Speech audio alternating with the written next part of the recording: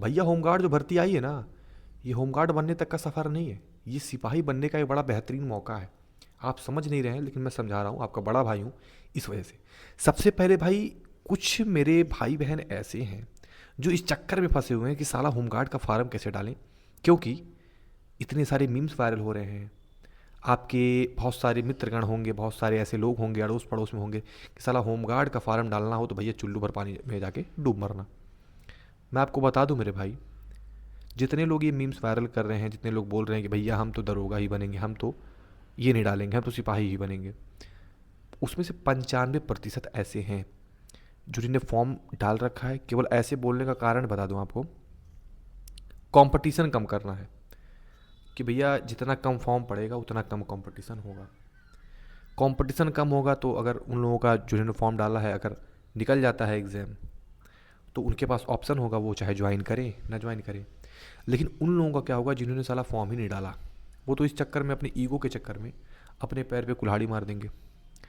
तो बाबू एक बार जाके पूछ लीजिए कि उन्होंने फॉर्म डाला है कि नहीं। बताएंगे नहीं आपको, कहिएगा कसम खाने के लिए, कहिएगा महतारी का कसम खा के बताएं कि भैया हम फॉर्म नहीं डाले हैं। मैं बता रहा हूँ भाई, 95% यकीन मानिए, आपका बड़ा भाई होने की वजह से आपको एक भाई की तरह समझा रहा हूँ, कोई कोई प्रोफेशनल बन के नहीं समझा रहा हूँ, एक भाई की तरह कि भाई फॉर्म डालिए, अप्लाई करिए, शर्म मत रखिए भाई, ठीक है। हाँ, अगर आपके पास ऑप्शन है कि भैया मुझको करना ही नहीं है, मैं तो दरोगा बन ही जाऊँगा, मत डालिए, कोई बात नहीं है। लेकिन इस कंपटीशन के दौर में मेरे भाई, आप प्राइवेट जॉब एक बार लेके दिखाइए, आप प्राइवेट जॉब नहीं पाएंगे, कोई अच्छी लेवल की प्राइवेट जॉब की बात कर रहा हूँ, ऐसा नहीं कि कुछ भी, तो भाई पाएंगे नहीं। तो इस प्राइवेट से बढ़िया तो यही है, एटलीस्ट गवर्नमेंटेड हो जाएंगे आप। तो बात को समझिए। अब देखिए, मैं आपको बता रहा हूँ कि होमगार्ड एक सिपाही बनने का कैसे एक बेहतरीन मौका है।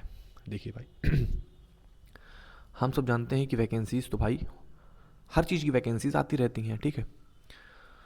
कुछ लोग तो ऐसे होंगे जो ओवर एज हो चुके होंगे मेरे भाई, जो ओवर एज है और जो ओवर एज नहीं है, दोनों लोगों के लिए बहुत बेहतर मौका है।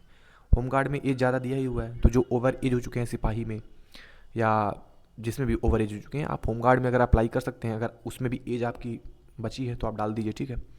होमगार्ड में अगर आप डाल देते हैं, होमगार्ड अगर परीक्षा क्वालिफाई कर जाते हैं, आप उसमें कुछ समय तक अपनी ड्यूटी को, अपने टाइम दीजिए, अपना ड्यूटी कीजिएगा, ठीक है।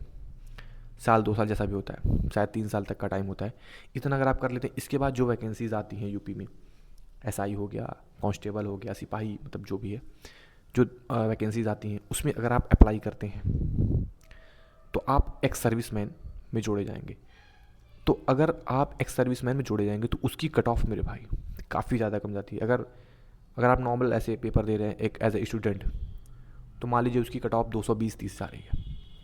उसकी कट ऑफ जो एक्स सर्विसमैन है उसकी शायद 150 पे ही, 120 पे ही, 160 पे, जैसे मतलब वो कंपटीशन के अकॉर्डिंग होता है, बहुत कम पे लग जाती है कट ऑफ। तो आप इजीली जो है भाई होमगार्ड से जिस चीज़ का भी आप परीक्षा दिए रहेंगे, एसआई होगा, कांस्टेबल होगा, आराम से लग जाएंगे। तो भाई ये बहुत बेहतरीन मौका है। देखिए, लॉन्ग टाइम के लिए सोचिए, ठीक है। आप अभी शॉर्ट पर्पज़ के लिए मत सोचिए कि भैया होमगार्ड होमगार्ड बन के क्या करेंगे, नहीं। होमगार्ड बन के आपका टारगेट आगे होना चाहिए।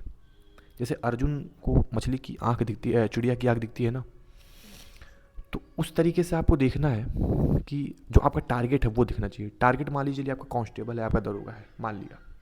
भाई होमगार्ड किसी का टारगेट नहीं होता है, होमगार्ड एक माध्यम है। आप उसको बनिए, उसके बाद सीधे अपना टारगेट वहीं बैठाए रखिए। जैसे ही वैकेंसी आती है सीधे उस टारगेट को फांद लीजिए, ठीक है भाई।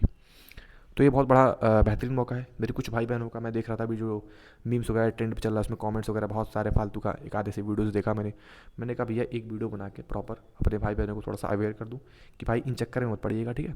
फॉर्म डालिए, कोई काम छोटा बड़ा नहीं होता है, अप्लाई कीजिए। जो ये बोले कह दो भैया तुम भी डालो और परीक्षा निकाल के दिखाओ, ठीक है।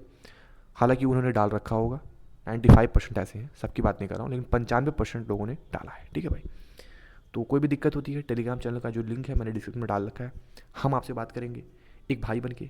कोई भी दिक्कत होती है पढ़ाई में, केवल पढ़ाई से रिलेटेड, हमारे प्रोफेशन से रिलेटेड कोई भी दिक्कत होती है बताइएगा इस वीडियो के कमेंट में, बताऊंगा। और हाँ, होम गार्ड का सिलेबस तो आप जानते होंगे, फिर भी जो नहीं जानते हैं, मैं नेक्स्ट वीडियो में सिलेबस कैसे तैयारी करनी है, कहाँ से पढ़ना है, कौन सी इंपॉर्टेंट चीज़ें हैं, क्या फॉलो करना है, क्या स्ट्रेटजी, क्या प्लान, सब बताऊँगा।